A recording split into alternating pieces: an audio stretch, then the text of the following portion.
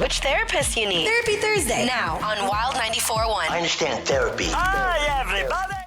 Meredith and I are the doctors you could choose from today if you need a little therapy, an outside, non-judgmental opinion, and anonymous. You could stay with a no name if you like. If you want to put your name out there, that's cool too. 888-429-0941. It's Therapy Thursday. If that sounds like something you're going through right now, feel free to call us or text us, and we'll do our best to get you on the air. Our first person that hit us up is out of Wesley Chapel. Is this Chris? What up, Chris? Hey, what's going on, Dobby? What's going on, bro? Hey, good So, morning. Therapy Thursday, man, you have the floor, bro. What's going on? Yeah, so I just want some advice here. My girl is manic depression, which is, technically bipolar disorder. And we've been together for working towards 4 years, engaged. We got a couple kids together, and I got 2 older kids that I have custody of, including my daughter and my nephew. She's just a unpleasant person a lot of times, very just, kind of insulting, calls me names. When money's there, she's all good. When money's not and things are tight and stuff hits the fan, she just crap loads on me all the time. And I'm trying to find out, I don't some advice on what I should do, because I do care about her and love her, and but at the same time, therapy and other stuff doesn't seem to be working because she just doesn't want to be nice. Do you guys go to therapy together, or is it just her alone? Well, I go to therapy. The kids go to therapy now because of her actions, and we've been together in therapy a couple times before too. But a lot of times they just tell me I need to give her space, but I can only give her so much space because I sleep on the couch, she sleeps in the bed, and That's tough. I can't. Yeah, Chris, is there like that for over a year. is she on medication for this? She is, Does it help? And then she's also. I'm scared to find out if it doesn't, and what it does help with. If it does help it a lot, and she's off of it. Yeah, that's tough. Off of it, so. Not that she needs to be off of it. I think maybe you were thinking of maybe she could try something else eventually. Yeah, that's what I was going to suggest. I would suggest going to a doctor who maybe whoever diagnosed her with what you said, and maybe a follow-up would be a good thing, because if those medications aren't working, maybe there's something else that they could tweak, or something else that you guys could try that could benefit her, because you say she's not always like this. It's it's a regular thing, but it's not. Yeah. Right. Maybe there's something that can level her out that you guys haven't tried. She doesn't think she needs to do it. I can't force her to do it. I can't make her go to doctors. I can't make the doctor change anything. That's the problem. Yeah. Your back is against the wall here. Yeah, you're not communicating well. You guys are avoiding each other and sleeping in different rooms. And she doesn't. It just sounds like she doesn't know how to fight fair. She's calling you different names. She tells me F off all the time and tells me that she doesn't want anything to do with me, and then tells everybody how wonderful I am. And man, I mean, you're definitely, Chris. You're definitely in a really tough predicament. I think I would try to insist on another medical evaluation, retooling her prescriptions or something like that, because this doesn't have to be the end-all, be-all. Just tell her how unhappy you there's are. Progress, and just let her know in no uncertain terms that things need to change. Man, I wish we had some more time with you, but I would definitely suggest that if there was ever a time for a professional opinion, Meredith, like a real one. Yeah, I think this one would be, and I understand he was saying that she's kind of apprehensive. Going to go see back. a doctor is a good suggestion. Maybe though. on one of her good days, she'll consider it. That's very true. 888-429-0941. You could call us or you could text us. What's going on the text, man? Okay, this one just came in. I've been with my man for 2.5 years, and lately I haven't been happy. Whenever our anniversary, Valentine's Day, or my birthday comes up, we always plan sort of a little getaway or a mini trip. Things get booked and plans are solidified, and then conveniently as the date comes closer, either he didn't get paid enough or he is in between jobs. It's frustrating because I get we both aren't the richest people, but I budget. I always save when I know things are about to come up, but he just spends his money carelessly. Then when the time comes where we can't do anything together. So what should I do? His birthday just passed too, and I pre-booked everything. And he just told me for my birthday next week, he isn't able to do anything for me due to his finances. Okay, Meredith, I'm going to let you handle this. The unhappy wife, unhappy life, 60 seconds. Well, you've been with, I'm assuming you guys aren't married. So that's a good thing. Let's put that over there. You're with somebody that isn't financially stable and also doesn't respect your relationship and also doesn't respect your opinion because you've told him this many, many, many times. Not that you need to go out and do all these fabulous things, but you do have to make your other person a priority and you need to listen to them. Also, you can't just be so careless, as you said, with money all the time. It doesn't matter if we want to go to a restaurant, this or that. I want to have a future. I want to potentially retire one day. Having a sit down with him, maybe go talk to a financial advisor that can be free at first. He needs a little bit of awakening up here because you can't always put him as the number one priority and he never does that for you. Going on a vacation, celebrating birthdays, these are milestones that should be, number one in a relationship. And if you're the one that's better with money, I would suggest maybe putting the family on a budget, maybe taking an increased look at where the money's going out, the money coming in, and I'm sure there's some tweaks that you guys could do. Maybe a joint savings account somewhere that you guys can both contribute for these trips. He's careless with his money. But this is how you learn, though. Yeah, I mean, he should have his own situation and a couple thing for them to go on trips and do things like this. We got one out to 813. It says, I have been with my husband for almost 20 years. He is a grower, not a shower. I have been okay with this, but lately it hasn't been working properly, and it's really getting to me. How can I get past this? They have, wow. You guys have been married 20 years.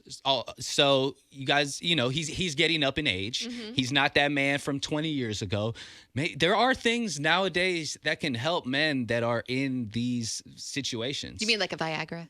Yeah. Some medicine, maybe. Yeah, and I don't professional. I feel crazy back to back advocating prescriptions. You're not really like that, though. And medications. Yeah. I'm not really like that. But she says, can we get past this?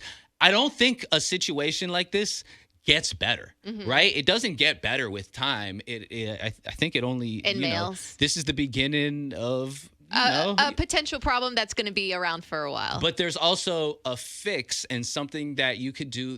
It will be a hit to his pride, a hit to his ego. So you definitely have to handle with care. But I think one or maybe a couple of honest conversations. You obviously don't want to lose him. That's your man. Start off with, baby, I love you. I think you are so sexy. But, I feel like our love life could be a little bit spicier, a little bit better. But I feel like something, isn't, exactly working like it used to. And then go from there, and then make sure you give him a compliment at the end. You want to sandwich it in, do like the whole management thing. Okay. Seriously. I think that's solid advice. All right, it's Therapy Thursday time. If you have a question for Meredith and myself, you could call us, you could text us, 888-429-0941. We got more on the other side. One of my favorite parts of Therapy Thursday is how we get judged for our advice. Like, that was good advice, or, oh, that was terrible advice. But all the time. It's okay. That's cool. That's part of it, too. Wild 94.1, the Bay's party station. If you have an inquiry for Therapy Thursday, now is the time to call. Now is the time to text. It's the same number, 888-429-0941. We have No Name on the line with a question for Therapy Thursday. Good morning. How you doing? Good morning. Morning. So did you want to ask, who do you want to start it off, Meredith or myself? Meredith. I think that she gives really good advice. No offense, Bobby. It's okay. I think she does, too. What you got? What you going through? Okay, so mine are pretty similar to the ones who've been coming on the radio. I have this friend that we've been friends for a long time. It's a girl. Really good friend, nothing wrong. But every time my birthday comes around, I never get anything. And I love birthdays. I think that everyone should be spoiled on their birthdays. I think that, you should feel special. But I think I probably got maybe one thing from her, and it wasn't on any special occasion. It was just, random. And I was very appreciative because I was like, she cares about me. But I've never been the type of person to just be like, oh, I need something. I need a gift. I need an act, physical act of kindness. But, every time that I give her something on her birthday every year, I go out, I take her out, I do whatever. But on my birthday, it's just like, and she's not in a position to do anything. She doesn't have a job right now. But when it comes to certain people or certain other friends or something, she makes it happen. So I'm just like, I've never told her about it, but I don't know what to like. Should I stop giving her stuff or should I just not worry about it? Okay, so you're speaking my language. It's so funny you called randomly to talk about this because I just had a conversation with one of my girlfriends. Me personally, I am so over giving gifts and getting gifts from my friends because I feel like if someone gives me a gift, now I have to go out and give one if I didn't get, and it's just a whole back and forth thing. I understand where you're coming from. It sounds like you're speaking like that's one of your love languages, whether you're in a relationship with, partner or spouse or something, a friendship, showing each other affection through gifts. It means that that person holds you up, that you really care about one another. It sounds like that's not one of her love languages, basically, even though it's just a friendship. She doesn't think about gifts like that, kind of like you do. It doesn't mean she doesn't love or care about you or respect you or want to spend time with you. It just, if she hasn't given you a gift, maybe when you keep buying her presents, it's putting a lot of pressure on her, and she just wants to stop it. I think that you can't expect somebody to have the same level of consideration for small things that you do. Not everybody is built like that. Like I feel that birthday gifts are for kids, But the thing is that you've gone out of your way and done that. Which is sweet, for by the her, way. but not everybody thinks that way. Not everybody is that considerate. The only small red flag that I have for you is the fact that you did say that she goes out of her way for other people and not you. Maybe that is a sign that you hold her at a bit of a higher regard than she holds you. That might be something to look at. Relationships can be different too. I definitely wouldn't expect birthday gifts and for somebody to have the same level of importance as you put on it. All right? Okay. All right. Thank you. Yeah, no Don't problem. lose your bestie over some that. Yeah, over some birthday gifts. And honestly, I wouldn't even bring it up. If she's not buying you a present, then go ahead and just skip it with her because obviously she doesn't want to keep buying you gifts. We have one out to 813. It says, "This is for the room. My soon-to-be ex, we've been living separately for 2 years. He just asked me if we could be roommates and move in together to help him save some money. We ended things pretty positively, but I'm not sure how to tell him no." Yo, the biggest red flag ever, a life red flag. Also, another from the same person. Also, we do have kids. Oh, we don't have kids together. Okay, great. Congratulations. I'm happy that you didn't make that move. Let me tell you something. The next thing is going to happen where you fall in love or you like somebody, you're going to go on a date, or you guys are going to hook up living together, and you're going to keep hooking up, and he's going to go out and find somebody else. It's going to be a mess. Don't do it. This would be if you guys move in together as quote-unquote roommates or whatever. No. This would be the beginning of you guys getting back together. It's inevitable. Mm-hmm. It will happen. I think 100% chance likelihood if you guys decide to room up. So if that's not what you're looking for, which the last sentence of her thing was, "I don't know how to tell him no." You tell him no in no uncertain terms. You guys broke up for a reason. Keep that reason in the forefront. When you tell him no, you let him know this is not going to work. Don't let him bum on your couch for a couple weeks because a couple weeks turns into a couple months. Next thing you know, you guys are both on a lease. Focus on all the bad times and why you broke up, and that'll be the whole reason why you're not going to move in with him. Listen to us about this. All right, 888-429-0941. Meredith, what you got? Okay, this one says, how many guns is too many guns? I'm cool with arming yourself and having one or two, but this man I'm currently seeing has 15 guns in his house. It's a lot. They're everywhere. Most are locked up, but it makes me feel some type of way about it. I didn't grow up with guns like he did. So for somebody that didn't grow up with it and isn't used to being around them, 15 is probably shocking.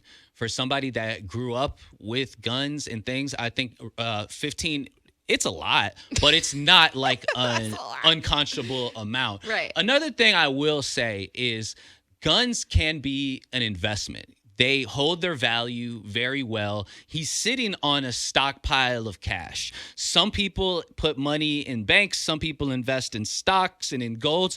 A lot of people make investments in firearms for the reason that if you take care of them and you get the certain ones, you can double your money. You can hold it for years, even decades, and the value will increase or at least kind of stay flat. Okay, Davi. Dímelo. How many guns is too many guns? When you're just, say you're seeing some girl. I think Too many is if they're just lying around and you don't have enough space to properly and safely store them. Okay. If you have the means of being responsible and keeping them locked up or keeping them tucked how you should, then I don't think it's a problem. If they're just leaning on every wall, under the couch, Under the bed, under the mattress, then nightstand. more guns probably isn't the answer. I would. This would be a big issue for me, just personally. I definitely grew up with guns, but if I'm walking into a dude's house and I find out he has 15 guns in the house, and they are laying everywhere, like you're saying, like I don't know about laying that. everywhere would be a problem. Yeah. If they're put up and stored securely, I don't see the issue with it. And why are we collecting guns? Like, how is this? He could sell them down the road. He could make a lot of money off of those down the line. I don't know. I think it's kind of weird. All right, that's